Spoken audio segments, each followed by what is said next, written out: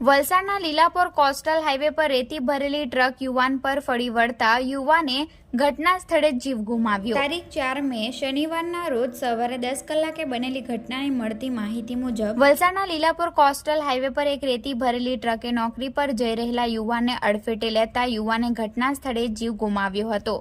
આ ઘટનાને પગલે સ્થળ પર ભારે કમકમાટી ભર્યા દ્રશ્યો સર્જાયા હતા। ત્યારે ઘણા વર્ષોથી લીલાપોર કોસ્ટલ હાઈવે રેતી ભરેલી ટ્રકોના અકસ્માતથી પ્રખ્યાત છે અને અવારનવાર આ માર્ગ પર યુવાનો યુવતીઓ સહિત અસંખ્ય પરિવારજનો પોતાના સ્વજનો ગુમાવ્યા છે।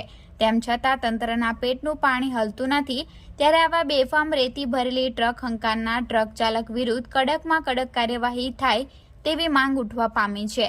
ત્યારે આ અકસ્માત અંગે ઘટના સ્થળેથી મળતી વધુ વિગતો મુજબ ગણદેવીના બીગરી ખાતે લીમડા ચોક ફળિયામાં રહેતા અને દમણ ઉબેર કંપનીમાં ફરજ બજાવતા 29 વર્ષીય સાગર કિશોરભાઈ મિસ્ત્રી સવારે પોતાના ઘરેથી નોકરી પર જવા માટે પોતાની બાઇક નંબર GJ21 AS 2040 પર જવા માટે નીકળ્યા હતા, જે દરમિયાન વલસાડના લીલાપોર કોસ્ટલ હાઈવે પરથી પસાર થઈ રહ્યા હતા।